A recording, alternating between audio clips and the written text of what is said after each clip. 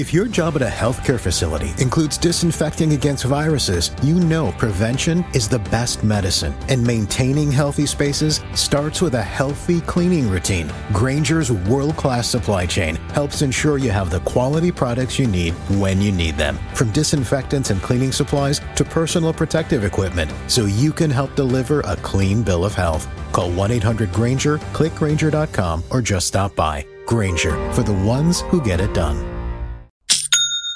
When you think about businesses like Allbirds or Skims that are selling through the roof, sure, you think about a great product, a cool brand, and brilliant marketing.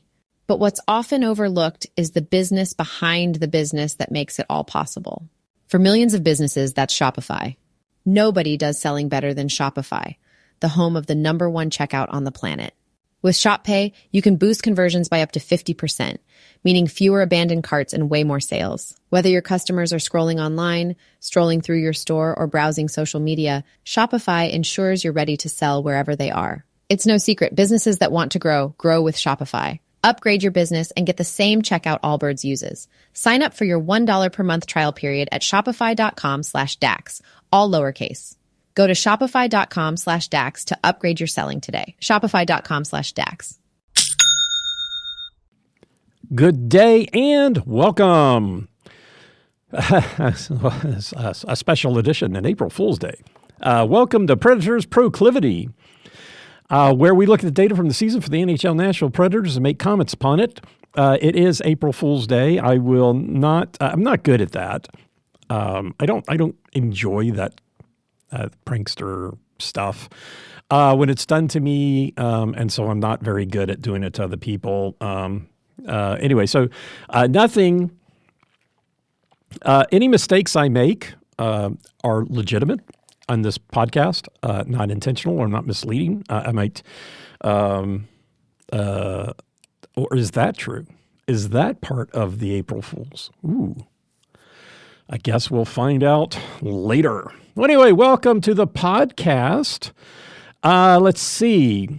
Looking at the postseason, a couple of interesting things that I saw. Washington, who had been on top of the league, has a 3-game losing streak. They lost at Winnipeg in overtime. They lost at Minnesota, and then they lost at home versus Buffalo. So they've lost 3 in a row, which means that Winnipeg, who is on a 3-game winning streak, now has a 3-point lead. Winnipeg has 8 games left and Washington 9. So I don't think that that's wrapped up.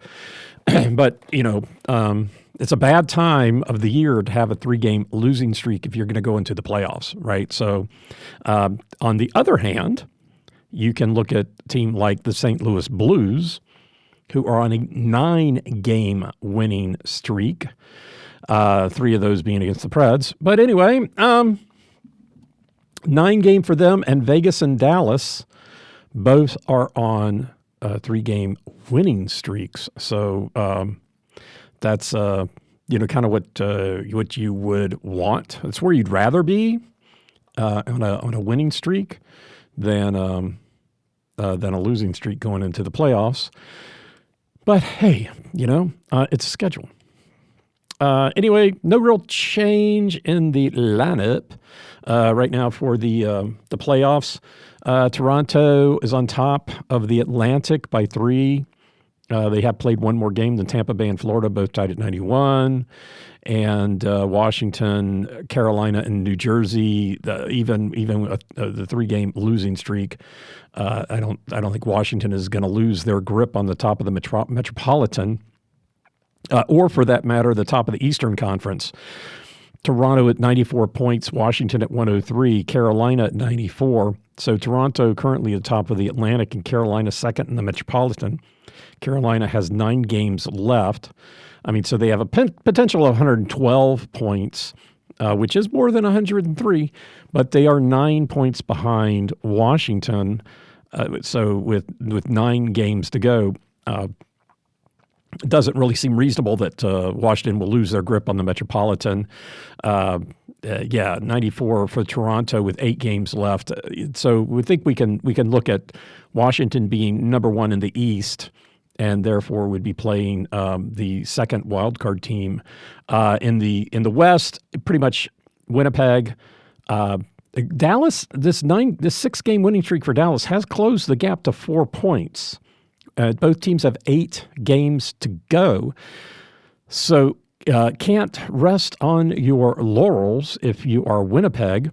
I think Colorado is in pretty good shape to still be the number 3 in the division there. Vegas 5 points ahead of Los Angeles. Los Angeles has 9 games to go, so does Vegas. That one's starting to look a little more solid, or 7 points for Vegas over LA with 9 games to go. That one's starting to look maybe a tad, starting to look like it's going to be insurmountable. Edmonton 2 points behind LA. That's still a toss-up as to those two teams will face each other. It just depends on which gets to play more games at home, start out the series at home. Both teams have pretty good records at home. The Kings have an exceptional record at home, 27-4-4.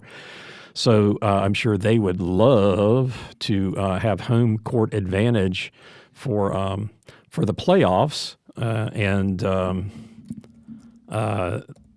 Since I like to do everything before thinking about it, LA did beat Edmonton in LA, lost to Edmonton. Wild. So they beat Edmonton in LA, lost to Edmonton in Edmonton. The win in LA was overtime, and the one game in Edmonton was 1-0. Boy, now that is your Western Conference hockey right there. But they meet 2 more times coming up here, April 5th and then April 14th. So they'll play in LA on the 5th and then in Edmonton on the 14th. LA is they got a back-to-back with not the last game of the year, but the penultimate games of the year. The 14th and 15th, they get to play in Edmonton and then in Seattle and finish the season in Calgary. If your job at a healthcare facility includes disinfecting against viruses, you know prevention is the best medicine, and maintaining healthy spaces starts with a healthy cleaning routine. Grainger's world-class supply chain helps ensure you have the quality products you need when you need them, from disinfectants and cleaning supplies to personal protective equipment, so you can help deliver a clean bill of health. Call 1-800-GRAINGER, click Grainger.com, or just stop by. Grainger, for the ones who get it done. Before Edmonton, they have to play Colorado in LA. So they don't have the easiest schedule. But yeah, at least Edmonton and LA get to face each other, which is great from a watching standpoint, because the two teams that are battling it out here for divisional spots have to play each other. So that they've got to play each other will definitely make a difference in the standing. Yeah, So nothing really different there. And then on the wild card side of things, Ottawa is in the first wild card in the East, Montreal currently in the second, but there's a big log jam. Back to the Islanders. The Islanders are on a 5-game losing streak, so they're still only 3 points out with 9 games to go. There's a lot of teams in that circumstance. It looks like Pittsburgh and Philadelphia have climbed up a little bit out of the basement. They've been in the 7th and 8th in the division. Well, I guess they still are. The Boston and Buffalo are in the other conference. I'm looking at the wild card standings, but sorry about that. Jumped the gun. They're still in the bottom of the Metropolitan. But yeah, Pittsburgh, 71 points, 75, 7 games left, 6 points out. I think you could just call it there that the Islanders don't seem to be on the streak to make it. But you still have the Rangers, the Blue Jackets that we face tonight, Detroit, and the Islanders. So yeah, the game tonight does have playoff implications. The Blue Jackets have a game in hand on Montreal and are 2 points back. So if they were tied, just taking a quick look here, Montreal still gets the tiebreaker based on regulation wins. They have 25. If Columbus did win in regulation tonight, that would be 24. So they would still, Montreal still has the first tiebreaker over the Blue Jackets, but they still have a shot at that wild card spot, as does the Rangers. The Red Wings, 3 points out with 9 to go. Yeah, they're still in it too. So the East, one of the wild card spots in the East is still pretty exciting. Minnesota and St. Louis are fighting it out for the first wild card spot in the West. Neither has the opportunity to overcome their deficit. Minnesota is 6 points behind Colorado, and that would make St. Louis 7 points behind Colorado. So Colorado being in third looks pretty solid. And then you've got Calgary at 82, who have, they've got a 1-game winning streak. So they're at 82 points with 9 games left, 5 points out. Boy. Yeah, that 9-game winning streak for the Blues really helped their playoff chances. I think Calgary, let's see, they've got 2 games in hand, so that would just put them at 86.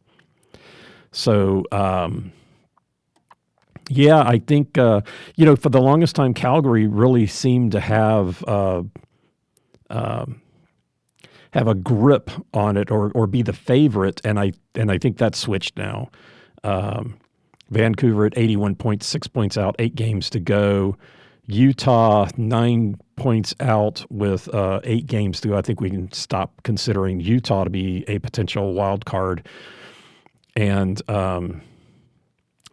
let's see. Yeah. So St. Louis and Minnesota really control their future now. Calgary used to, but they don't anymore. They must have, they've got a 1-game winning streak, but they must have lost a couple. I haven't, for them to suddenly not be able to dictate the future. Oh, they lost 2 in a row. They lost to Dallas and then lost at Edmonton in overtime, so they did get a point out of that. And then they just lost. They just beat Colorado in a shootout. So, yeah, I think that one's starting to firm up.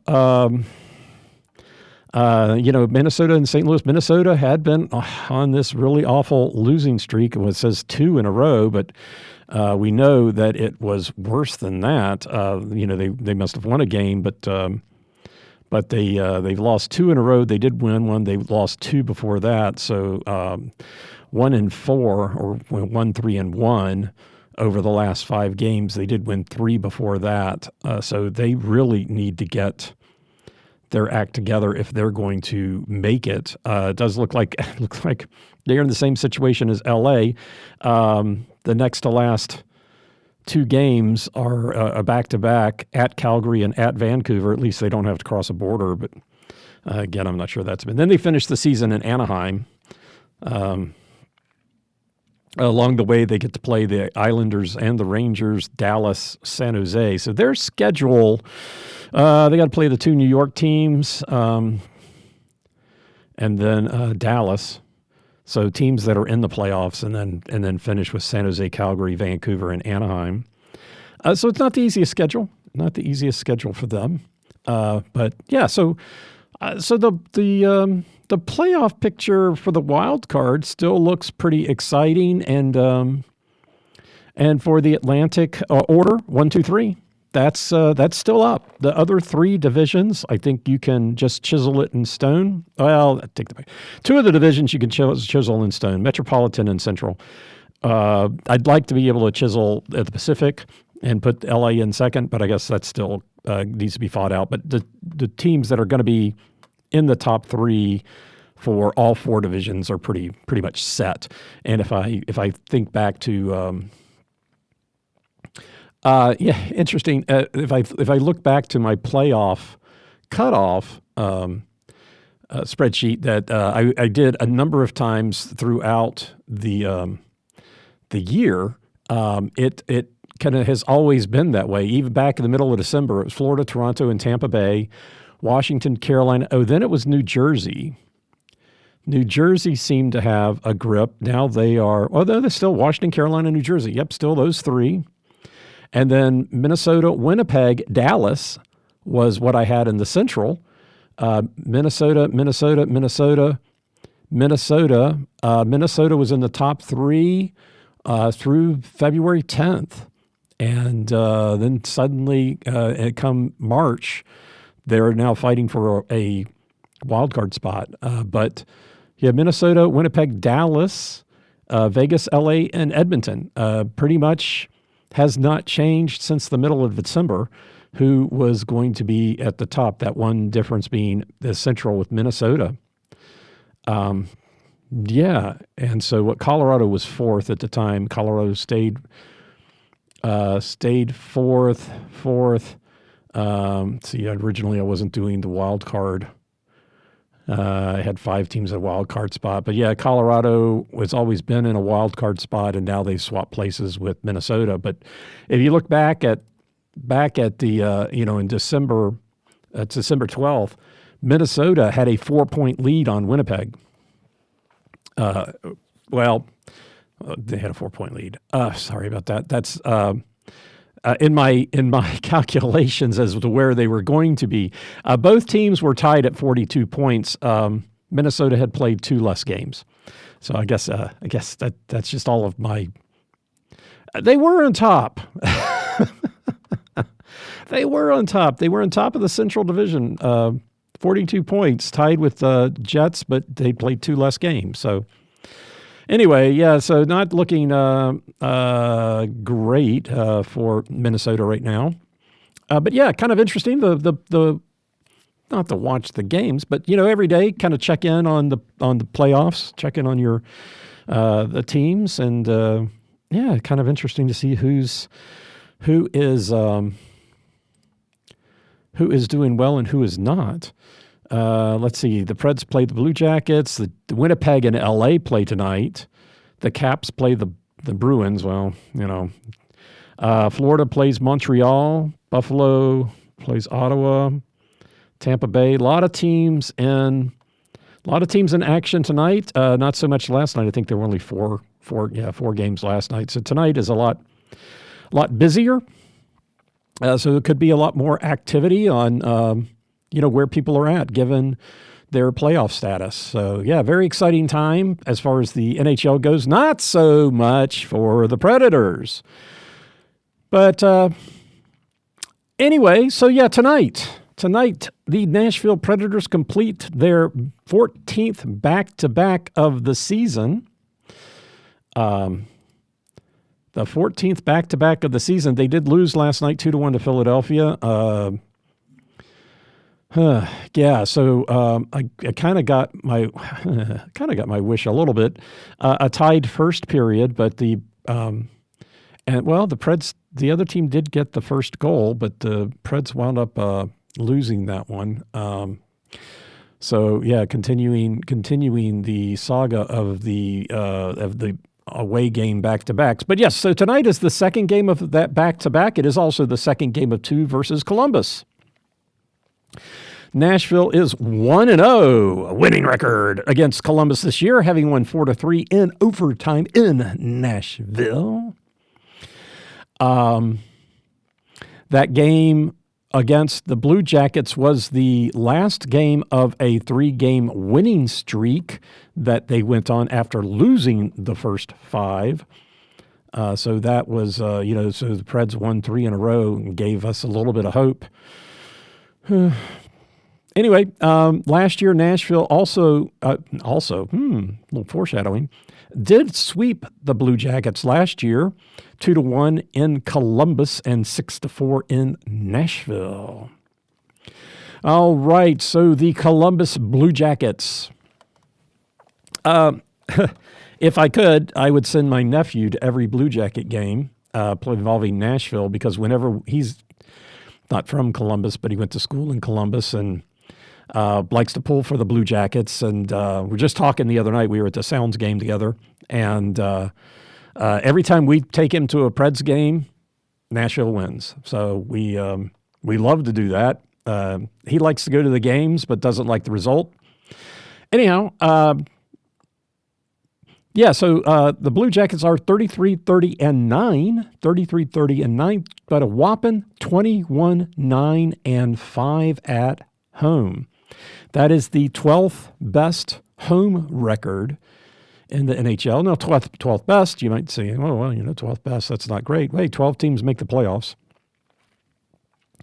So they are a good home team.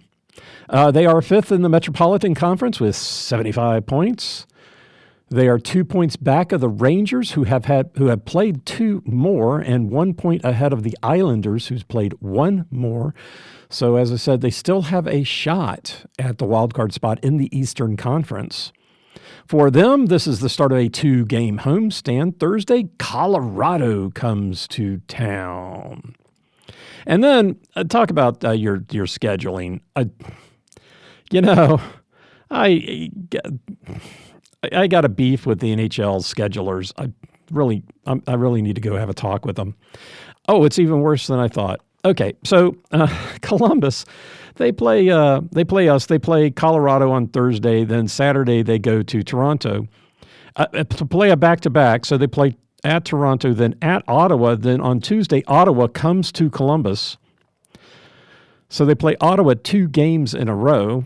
And then they play Buffalo, and then they play in a back-to-back series, Saturday and Sunday, April 12th and 13th, they play the Capitals. They play at home versus the Capitals on Saturday, and then go to Washington to play a Sunday game. Now, at least the Saturday game is earlier. It's 11:30 Central Time, and the other one's at 5, but back-to-back games against the same team with the travel. I don't know. I mean, it's a schedule. I mean, it's definitely a different way to do it, but Washington and, I'm not that familiar with rivalries in the Eastern Conference. I mean, at least they're in the same division, but still, that just seems a little weird. Just a little weird. For the Blue Jackets at the trade deadline, they got Luke Kunin.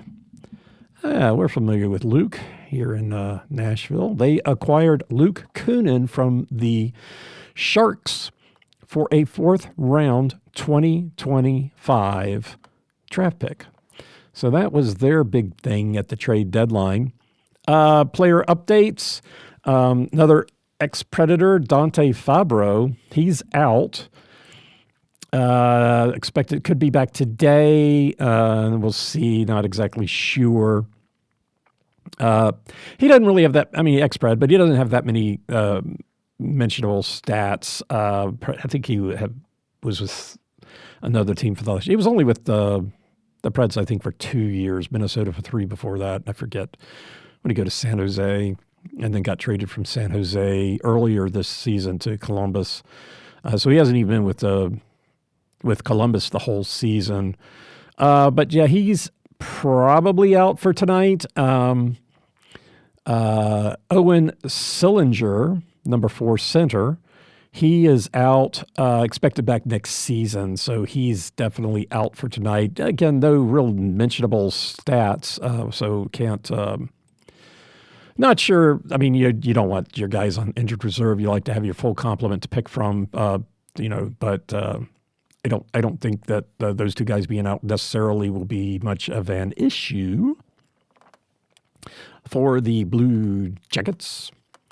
And my minor league team update. My minor league team update for the Blue Jackets on the 25th of March. Luca Pinelli was moved from the OHL Ottawa 67s to the AHL Cleveland Monsters. The 67s team was founded in 1967, so they call themselves the 67s.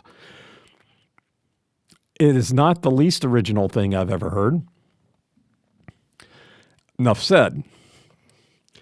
Okay, so let's take a look at the Nashville Predators. The Predators are really trying not to get the double-digit road win.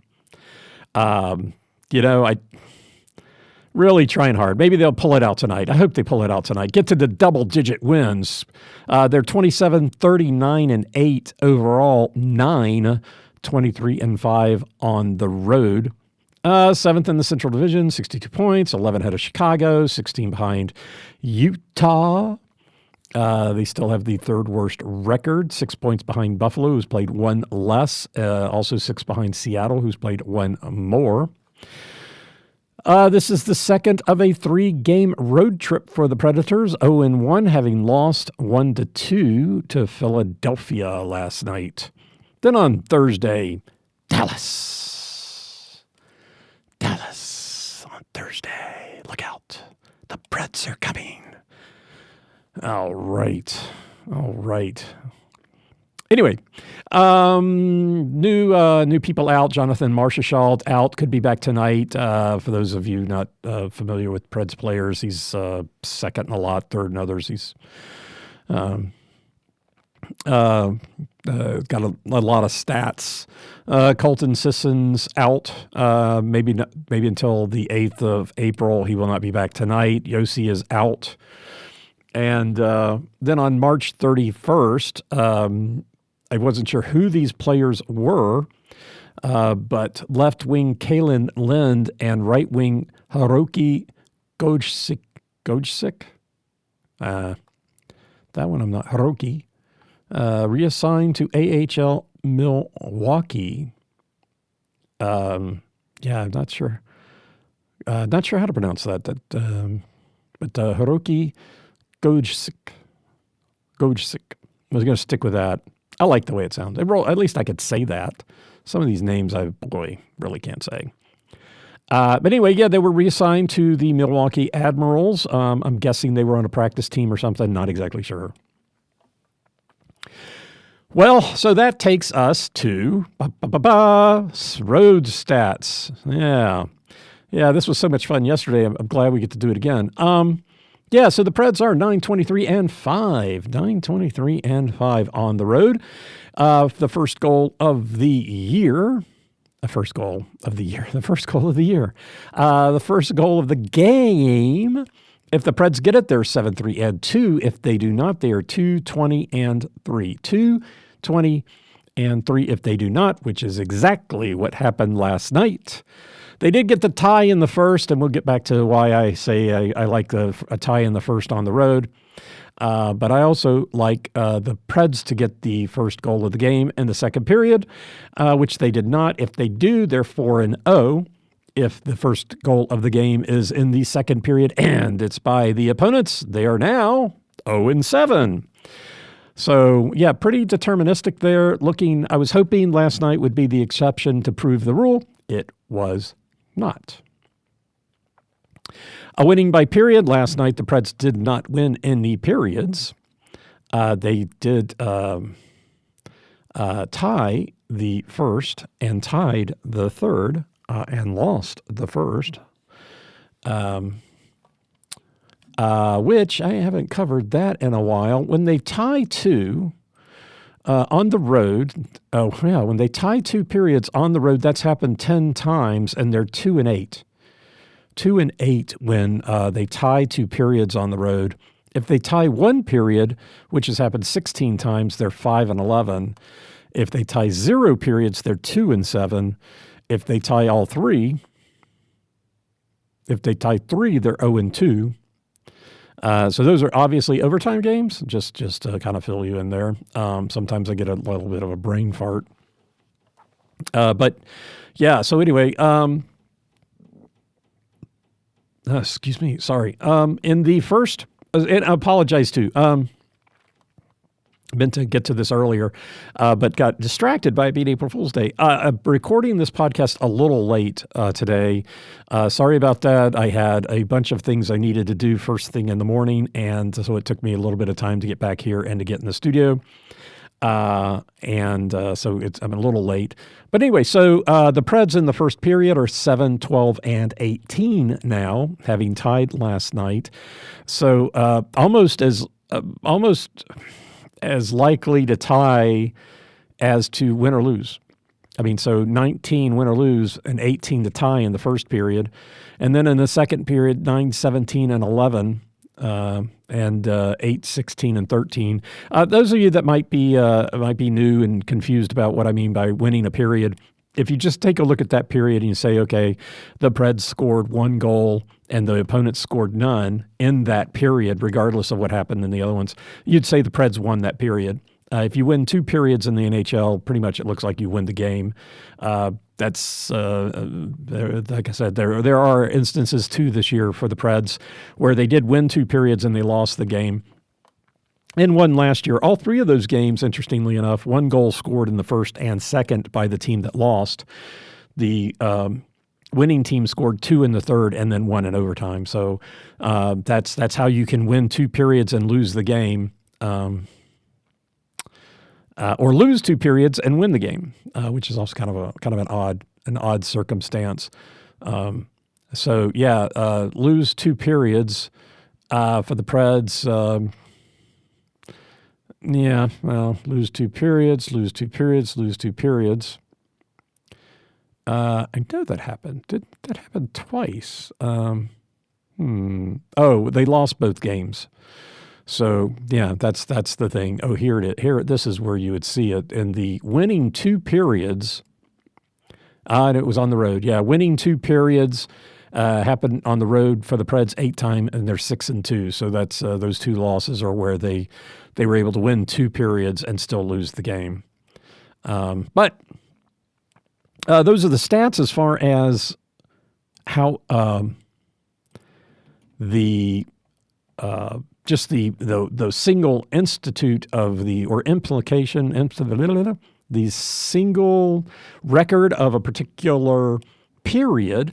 But how does that translate? This is where I get into my best case series, right? Scenario. So in the Preds, when the 7 games that they did win the first period, they're 3-4. So they have a losing record. At least they won the game. They won some of them, But 3-4 when they win the first period. If they lose the first period, they're 1-11, and if they tie it, they're 5-13. Well, you say, okay, well, they got a better chance of winning it if they winning the game if they win the first period. We'll talk about the combinatorics later. In the second period, when the 9 times that they've won the second period, they're 6-3. So that's really good. 1-16 when they do not. So that's really bad.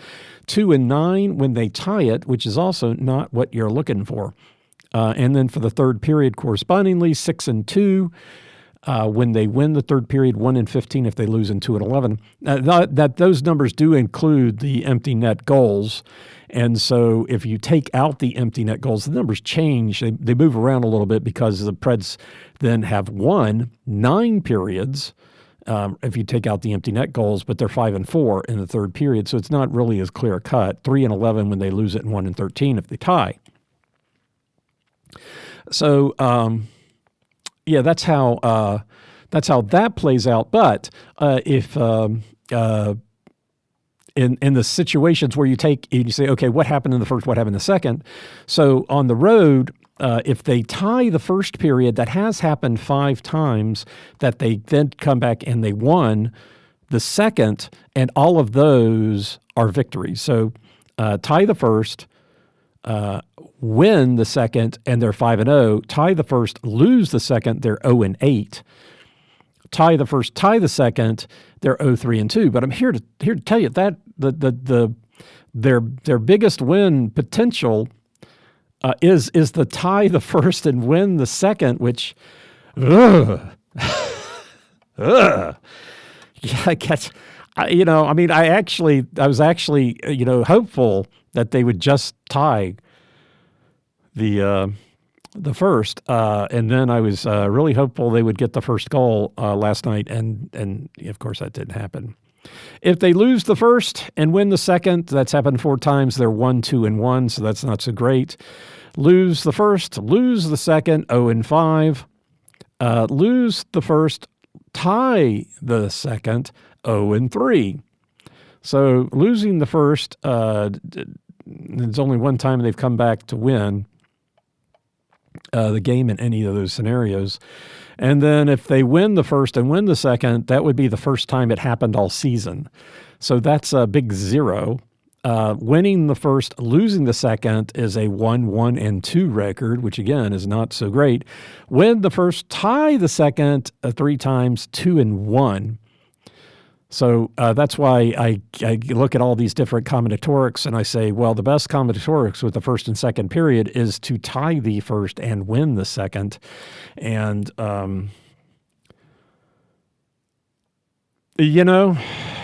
that's what the numbers say. What about the winning goal? Okay, since I am doing a little bit of clarification for some people who may not know, the winning goal. So last night, last night the Preds scored 1 goal and Philadelphia got 2. So the second goal was the winning goal. Of course, that was all the goals that were scored. So had Philadelphia scored again, had they gotten an empty net or if they just scored again anyway, that second goal, assuming the Preds don't score anymore, that second goal is always the winning goal. So they got the second. They got the winning goal in the second period, and that's really the biggest marker on the road this season is 46% of the games, the winning goal was scored in the second period. That's 17. That's more than the first and third periods combined. 5 in the first, 10 in the third, 5 in overtime. So 46% of the time, the winning goal, regardless of who wins, the winning goal is being scored in the second period on the road. If the Preds happen to win, that 9 times, so there's not a lot of data points there, it's evenly spread, 5 and 4 between the second and third, so 56 and 44. And since, we got a whopping number of games when the Preds lose on the road, we can really look at that statistic and say 43% of the time when the Preds lose on the road, the opponents score the goal in the second period like they did last night. That has happened 12 times versus 11 for the first and third to combined, 5 in the first and 6 in the third. So the second period really being the deterministic period this season, which is different from last year. Even looking at and home team wins, which is now 46 times this year in the Preds schedule, 16 of them were in the second period, not closely followed by 12 in the third. So the home team winning is slimmer. Just looking at the home team winning, but of course, the Preds having lost on the road so much, it really biases a particular way.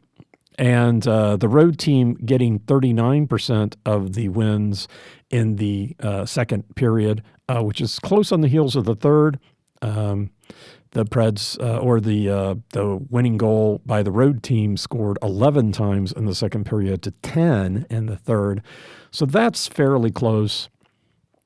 Last year on the road, the opposition, if they won, would get the winning goal 65% of the time in the second period. And if the Preds won on the road 42% of the time, it would be in the third. And those were the overriding statistics for last year. Last year during the Preds season, the home team would score the winning goal if they won 50% of the time in the second period. And if the opposition won 43% of the time, they would get it in the third period. And that was the prevailing metric. But this year it's kind of all that whatever happened in the third period last year is not happening this year, and so the winning goal is kind of inched back into the second period. I'm not exactly sure overall in the NHL what it is. That would be kind of an interesting thing to look at. I've mired myself into examining this whole back-to-back issue, and if I get my head up above that. It was interesting when I was starting this analysis last year. 2 teams have not played a home game in a back-to-back scenario this year, and it's not like they hadn't played back-to-back games. Yes, I cannot get away from this. I'm sorry. But it's Calgary and Columbus, the team that we're playing tonight. Those 2 teams, in however many back-to-back situations they've had, have not had to play have not had the opportunity of playing that game at home. And this ought to be, since they're both C's, Calgary has had 9 back-to-backs, and all of those were in on the road, which seems a little weird. We played them back-to-back in their fourth. I don't have the results here. What I've got, I guess I didn't update this after that particular game. They were, let's see, 4-4 in the first 4 back-to-backs, which were all of last year. This my spreadsheet's evolved in this since we played them so early. I don't have all the different stats on all the different goaltenders and all the different things that I have for the Predators and anybody we're playing at this point in time. But they're 4-4. No, there's a home game. This can't be right. Calgary. How come it's? Oh, right, because that's what it is. It was the preceding game in the NHL. Since what you did track the number of games that played with 0 days between, that always picks up the back end, so it doesn't get the front end. So they did have 2 of the games did have the front ends were at home. So they had to play, oh my God, they played home versus Philadelphia and then went to Edmonton. And then they played the Kings at home and then went to Vancouver.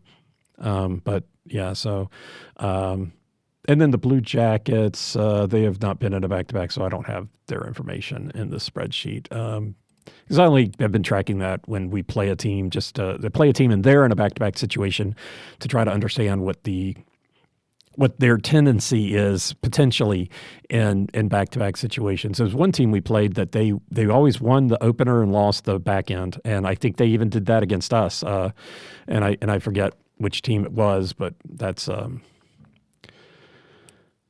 that played out. As far as scoring goes, on the road, the Preds are being outscored in every period.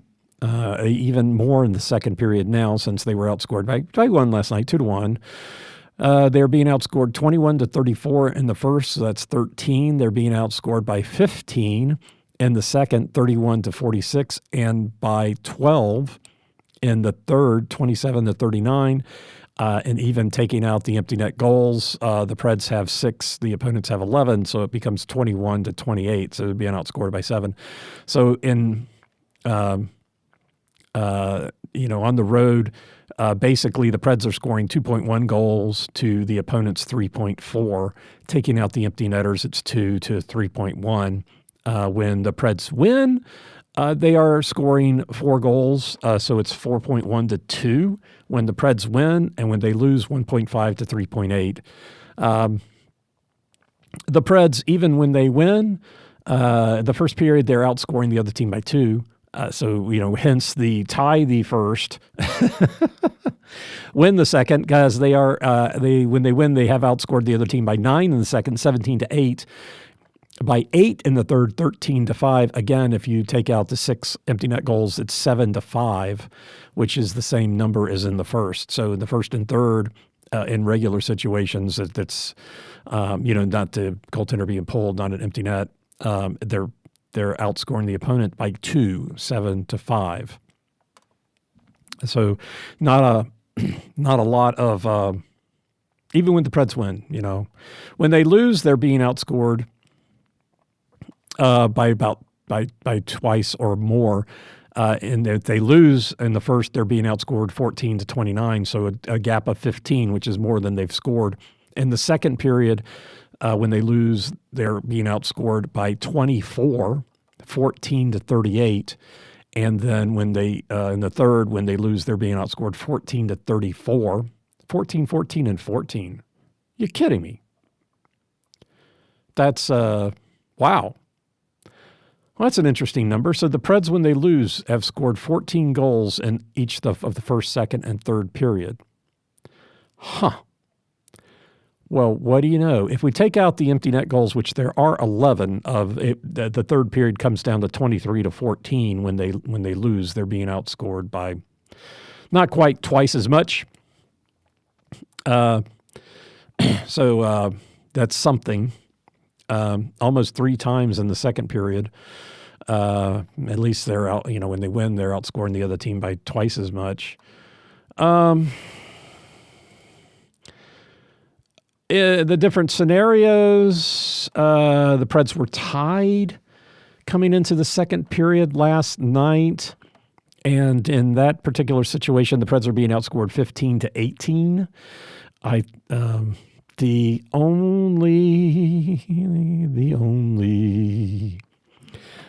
only circumstance, and there's a caveat, where on the road the Preds are outscoring the opponents is if they enter the third period winning, they outscore the opponents 12-8.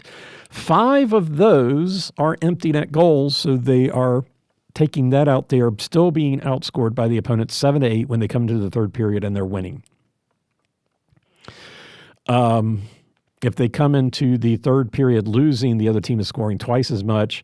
Now, there are 9 empty net goals, so it does come down a bit, 13-18. So they're being outscored by 5 in regular situation in the third period. If they come into the third period losing, they come into the second period losing, they're being outscored 11-16. If they come into the second period winning, they're being outscored 5-12. 5-12, so they're being outscored, more than 2-1 in the second period when they come into the second period winning. That's the sad part about that. If they come into the third period tied, it's 2-4, so it hasn't happened a lot. I don't have the numbers of times that this has happened, but 2-4. So it's not by a lot, but it couldn't have been too awful many times. Okay, so maybe I can get they were outscored.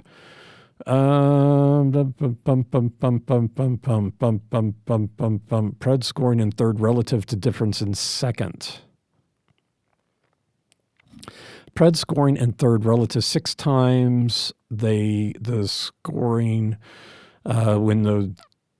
so 6 times they didn't score when the difference was 0. So that's what it is. So they enter the third period and it's 0. 6 times they scored 0. Twice they scored 1 goal. So that's in the opposition. So it would be twice. So the opposition. Let's see here. So twice the other team scored 1 goal, and once the other team scored 2 goals. So 2 goals. So that 3. So there are 3 instances there. So they've entered the third period with a gap of 0 on the road, actually 8 times, and 5 times the other team didn't score. 3 times they did. 1 goal twice and then 2 goals once. Fortunate those numbers are so close together. I can look at that, which would probably would have been better not to. Anyway. Special teams. So the brief look at our special teams spotlight. No special teams scoring last night, right? The combinations. Philadelphia. Special teams. It was funny. There was a power play for each team. Neither team scored on the power play, but it was after the Preds had their power play, 10:49 in the second period. They scored shortly after that power play ended, and within a minute, Philadelphia scored. So those are just after. I think I've heard them called continuation goals. I call them just after. I think it sounds better. I started calling it that before I realized that there was another term, but I like just after. It abbreviates to JA in my spreadsheet, which is easy to understand. C could just be so many things. But anyway, so if a team has a power play or their penalty kill, and they score within a minute of that power play penalty kill happening, then they get a just after goal. Now, you could make the argument in this case that the Preds got the goal They got their just after goals, which should negate there being another one. And I think it was like 59 seconds after that penalty expired that the Philadelphia scored. But technically, it's within a minute. Technically, that's how I set things up. I haven't had the circumstance of, well, but there was another goal scored in between. And so I still count that. So there was 2 just after goals last night. So there was no blood on the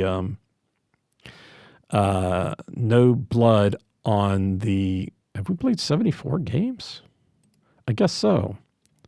It's just 74 games. So there are 8 games left. So as far as getting that, started looking at another column, but yeah, so there was no blood on the special teams piece of things last night, and there was no empty net goal.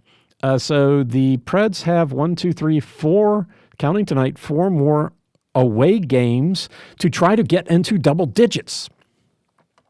Columbus, Dallas, Utah, and Vegas. Oh, and then we play Utah again. So we play Utah twice in the final 4 games. We get to play Dallas twice between now and the end of the season, which is fine. It's a divisional game, divisional team. So they've 4 more chances to get to double digits. Maybe not.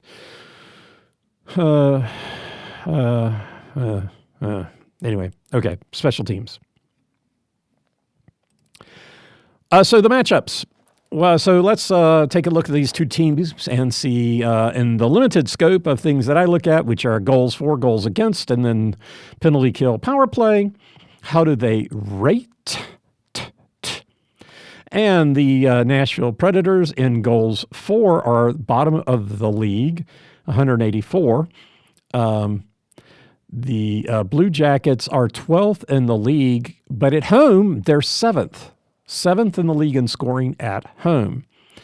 They are a little stingy, just like the Preds in the first period, as far as wanting to score. 62 for Columbus to 55 for the Preds. That's 14th and 28th in the league.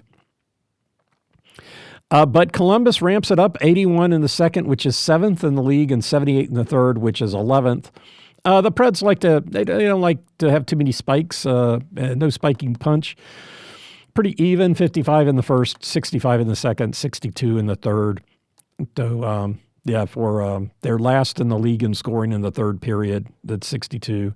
28th and 25th in the first and second. And then as far as goals against, the Blue Jackets in Nashville are 9th and 10th.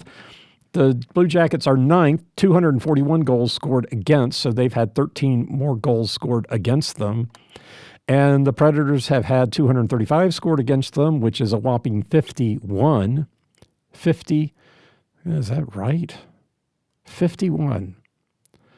50, they've scored 51 goals. So there's been 51 goals more scored against them than they've scored, and they've only scored 55 goals in the first. Well, they've had 61 goals scored against them in the first period. They're one of the better teams. The Columbus has 60 in the first, so they're 19th and 20th in the league. So the Preds have had 51 more goals scored on them than they have scored, and they've had 61, given up 61 in the first. All right. Well, anyway, so the Blue Jackets, they like to score in the second and third. They also like, spread it around. The other team gets to score 93. They've given up 93 goals in the second, which is third in the league. I think first was Philadelphia. We got 1. I think they had 100. We managed to get 1. They have given up 80 in the third, the Preds 82, so that puts them 16th and 12th in the league, so middle of the pack as far as goals against. The Preds are 8th in the league, giving up goals in the second, so both of these teams tend to give up more goals in the second period. But balance that out, Columbus does score a lot in the second period, and the Preds score more in the second than the first and the third, but really, how could you tell? Anyway, Oh, looking forward to next season. The penalty kill, the Blue Jackets penalty kill, not one of the best, 25th in the league, 75.3%, 48 goals against on 194 opportunities. The Preds, one of the better teams, 9th, 81%, 41 goals against on 216 opportunities. So the Preds have given up 7 less goals on 22 more opportunities. So definitely an edge to Nashville on the penalty kill. Power play, Blue Jackets, again, not the bottom part of the league. They're 24th in the league. The Preds are mid-range on the power play, middle of the league, so they're 16th. The difference is that the Blue Jackets are 18.7% to the Nashville's 21.6%. Columbus has scored 31 goals on 166 opportunities. The Preds have scored 44 on 204 opportunities, so that is an additional 13 goals on 38 opportunities. For the 166 opportunities for the Blue Jackets is the least in the league, the least number of power play opportunities in the league, and then they're 28th in the league in goals for. So at least they're not 32nd in goals for. So I guess from that standpoint, they do a little bit better. Yeah. Okay, so I got it wrong. I'm just gonna say I got the Philadelphia goaltender correct. I did not pick the Preds goaltender correct at all. Noonan in goal for 2 in a row. Now, I did pick up? I didn't get the goalie comparisons when I wasn't listening, cooking dinner last night when the game started. So it was kind of in and around and about. So I had the TV on, but I wasn't paying attention, so I didn't hear if there was something about why Noonan was in goal versus Saros. I'm not familiar, but anyway, so Noonan got 2 in a row, and so yeah, I mean, so we'll see Saros tonight. There's not a lot of doubt about that. Well, let's start with the Blue Jackets. Elvis is in the building. Elvis Merzlikins. Elvis Merzlikins is 24, 19, and 5, and gets about 3-ish starts to Danily Tarasov. Tarasov is 7, 9, and 2. They have a third goaltender, Jet Greaves. He's 2, 2, and 2. And he's been brought up on an emergency basis twice in March. So I think since the trade deadlines, they've been having emergency situations and bringing up Greaves, and that's been twice. I don't know why. I didn't see that either of the other goaltenders were injured. Maybe the emergency was that they thought Greaves had a better chance of winning a game than. Our emergency is we need somebody else in goal. He did play in a 2-1 loss to New Jersey. Tarasov played the game before, which was on a Saturday. They lost to Monday. Then they played on Thursday, and Merzlikins was in goal on Thursday. So I don't know. Merzlikins, Tarasov played. Merzlikins, Tarasov, Greaves, Merzlikin. So I don't know what the emergency situation was, but maybe somebody was sick. That could be it. But yeah, he's been sent back. But so that's why it's kind of interesting. They've got 3 different goaltenders playing here at the end of the season. Okay, so this year in the previous game, Tarasov was in goal for that loss, the 3-4 overtime loss for Columbus in Nashville. And last year, Tarasov was in goal for the first game, and Greaves was in goal in the second game. And both of those losses because Nashville swept Columbus last year. And Greaves played the last 4 games of the year for Columbus last year, which I also rare for you to see stuff like that. But it could have been somebody could have been injured, or they could have just called him up and had him try out. I don't know. They didn't make the playoffs last year, so. But that was kind of interesting to see. Tarasov did play Saturday against Ottawa, a loss at Ottawa 2-3. So unless Greaves gets emergency call up again, we should see Merzlikins in goal tonight. It says, I said, for Nashville, Noonan was in goal last night. He's now 8-9-1. Juicy Saros is 18-28-6. And who knows anymore? Here coming into the end of the season, maybe we'll see a Noonan and Saros kind of alternate games because it's really more of a tryout for next year. I'm sure Saros wants to be in goal. I'm sure Noonan wants to be in goal too. I know, when you're the starting goaltender, you want to play, and if you've got that drive, and you're an NHL goaltender, you want to be in goal. You want to be in goal every night, and you don't want somebody else taking up your crease. I understand that. We are huge. Jonathan Quick, thank you. Oh, my brain fart. Jonathan, we are huge Jonathan Quick fans here in this house. We've got a picture of him holding the Stanley Cup in our media room, and so big Jonathan Quick. My wife has his Olympic jersey, we're my wife probably a bigger Jonathan Quick fan than I am, but so we know he hated anybody else playing, and would even wanted to play back-to-back situations and did, and he even was at the Brody Trophy 1 year by himself. No other goaltender, and no other goaltender played at least 25 games. I think there were two other backups that played, and I don't think they even combined for 25, but he wound up winning the Brody Trophy, which is the goaltender duo that has the least number of goals scored against them in the season. And he's won that trophy three times maybe, and once was singly, and that's not uncommon. I think in the history of the Brody Trophy, I think it's the 4 or 8 times, a single-digit number of times that a individual goaltender has won that trophy. And a lot of times it is the case where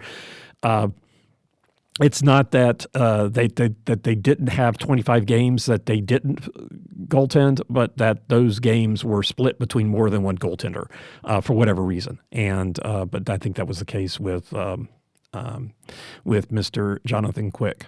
So anyway, so Saros, I'm sure, will want to be in goal a lot more, but I think maybe what we will see with 8 games left is that Noonan will get more of the starts, and then we can have a better sense of where he's at and whatnot. I think one of the reasons why I think we had a bad start to the season, frankly, is that we started out with so many new players, and I don't think Wedgwood got in goal enough. He did start the season. He did play against Dallas, and then Saros was at 6 games in a row. Noonan has definitely played more than Wedgwood, and I kind of get it. I'm not a fan of the style for Wedgwood. I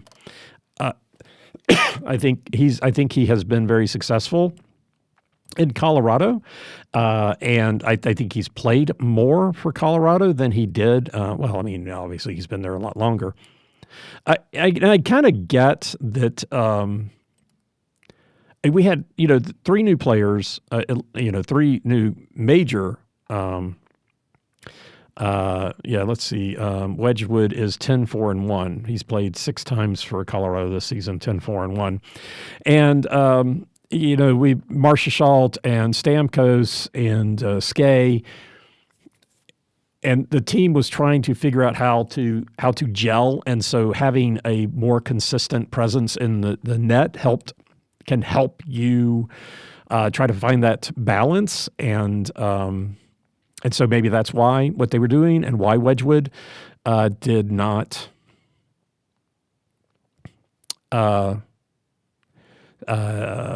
play as much.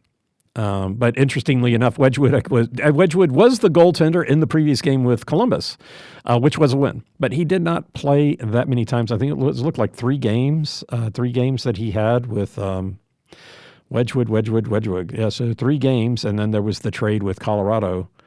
Saros played, how many games in a row?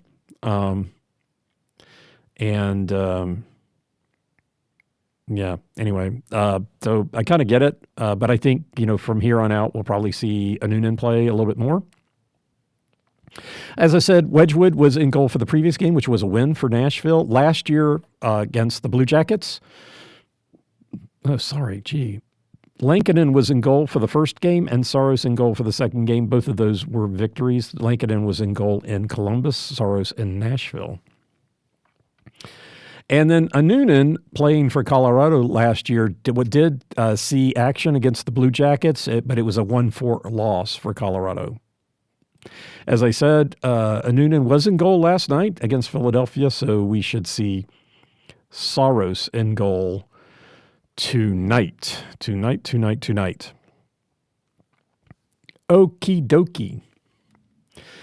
For players to watch, that was, against Philadelphia, it really kind of came down to 2 people. And that's all good and well. There was so much to write down here for Columbus. Very interesting. The top guy to watch out for is number 86, right wing Kirill Marchenko. He's first in goals, second in assists, so second in points. First in plus minus at 25, so he's got 66 points and a plus minus at 25, second in shots, 28 goals, 38 assists. And then there is defenseman Zach Werenski, who's first in assists with 52, so 14 more. So he is first in points with 72. Interesting. So first in points is 72, second is 66. That's close, but then the next person is 20 points down. So third in points is Kent Johnson with 46, 20 points away from the second place guy. So there's a lot of points in the number 8 defenseman Zach Werenski and number 86 right wing Kirill Marchenko. And I did skip over Johnson and Fantilli. They're both tied second in goals, but that's about the only stats there were. Werenski also is the highest in time on ice, so you'll see him out there a lot. 27 minutes and 10 seconds. 27 and 10 minutes leads the NHL. So Werenski leads the NHL in time on ice by 1:36. Josi, who is out for is out. Roman Josi. Oh my gosh. Roman Josi for the Predators is 8th in the league in time on ice. But Werenski leads the NHL in time on ice. Now, real quick, I'll get back to something here. Number 24, right wing Matthew Oliver also has the distinction of being first in the NHL in penalty minutes with 125. He has 125 penalty minutes, and he leads by he leads his team by 82. So he's got 82 more penalty minutes than the person second on the team in penalty minutes. 125. Well, that's not Zadorov. I best have a number wrong because it says Zadorov is second. I got it. I'm sorry. He's first on the team in penalty minutes at 125. He's second in the NHL. At 125 minutes. First in the NHL is Boston's Zadorov with 135. So he's first on his team with 125 penalty minutes. So looking at this, I'm like, gosh, what the heck? Is a game misconduct? Is he racking up 10 and 10 or 20, 10 at a time? 10, 15, get in a fight, game misconduct. But no, he only had one misconduct. He's had 13 major penalties, which does lead the league by 3. Nashville's own McCarron is second with 10. But 13 major penalties. Interestingly enough, in Columbus's losses, he's got 80 of those, and in the wins, 45. But again, only one misconduct. That's a lot of penalty minutes. So anyway, number 24, right wing Matthew Oliver. Expect to see him in the sin bin. He must get tired. Play a shift, play a 2 shift. Goodness gracious, give me some time off. Get in the fight, go sit in the penalty bin. I don't know. The sin bin. I don't know. I went back to look to see if there was anything I could tell, and the only thing I could tell was it wasn't like old LaRue getting the game misconduct like crazy. There's only one game misconduct. So yeah, a lot of penalties there. Kent Johnson is the person I want to call out. Number 91, Kent Johnson. And in general, he's played in 58 games, so he has played in a significant number of games. He's got 22 goals, so I guess that puts him second on the team. -4 plus minus. He's only on the 1728. But he is first on the team in shooting percentage, and that's what I want to call out. He's, I didn't write down the number of shots, but 20.6. He's got 20.6% shooting percentage, and that's why, and he's top on the team. That's why I needed to call out that he played in 58 games, because a lot of times maybe they played in 1 game, 2 games, they took 1 shot and they got a goal, and you've got to say, okay, well, I'm not going to consider that. But in this case, he's got 107 shots and 22 goals. So I think James Van Riemdijk is right behind him at 19.7, but 20.6, a scoring average of 20.6 is overall. Everybody considered, even the guys that played in 1 game, 1 shot, 1 goal, he's 36th in the league in that shooting percentage. Now, trying to look at, the statistics that might be a little more relevant, if you take out the people that have played less than 10 games, have less than 10 shots, he now is 21st. So that kicks out 15 people. But 21st in the league in shooting percentage, and maybe if you took out, maybe tighten that up a little bit more, that's dangerous. I think that's just dangerous. So that's number 91. So anyway, I had to call that out because I think that is really something to look out for. So from an offensive standpoint, well, I guess offensive being in a fight, that's a whole different thing. That would be number 24, Matthew Oliver, right wing Matthew Oliver, from an offensively playing standpoint. But from an offensively goal-scoring type of scenario, I would say look out for number 86, Marchenko, number 8, Werenski, and number 91, Johnson. So, I've got him on there twice. Oh, yeah, that's why he's tied for second. Never mind. I guess I didn't need to put 2 lines in. He's in there. I got 2 lines for him. Number 91 center, Kent Johnson. So 86, 91, and 8 would be your players to watch. For the Nashville Predators, anybody with a 9 on their jersey, I think Marchessault is probably out tonight. His name is divisible by 9, so you don't have to worry about that. Don't have to worry about doing the math. Just look for the number. Look for the number 9. You see the number 9? Something might happen. They were not involved last night in the scoring, but generally, those are the people to watch. Number 9, Philip Forsberg, he's first in everything. Shots, assists, points, goals. And then Stamkos, number 91, second in goals, third in points, last in plus minus now at minus 27, third in shots at 158. So there's Marchessault was second or is second in shots at 197. So that's a whopping 62 more shots that Forsberg has put on goal than Marchessault, and then it goes down from there. So, he's likely to shoot. Shooting percentage not that great, 259 shots, 28 goals. You can almost do the math yourself. It's a little bit better than 10%, but anyway. Call out Blakenberg. Blakenberg's got the top plus minus on the team with 5, down to 5 now. There are only 4 players who are above 0, and Blankenberg is the only one playing at the NHL level. Wilsby is out. Gravel is in the AHL, and I think Weisblatt is back down at the AHL as well. And as far as momentum goes, Columbus did mid-March have a 6-game losing streak, which did not help them on their path to trying to be a wildcard team. They still have a decent chance of that, but they are 3-6-1 in their last 10s. If they're going to make a playoff run, they have got to do something, and that's why we need to be – they might be taking chances tonight, and hopefully the Preds can take advantage of that.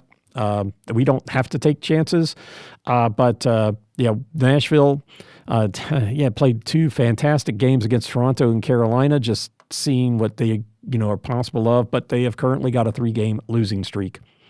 2-7-1 in the last 10. So Nashville is the more dangerous team in this situation, and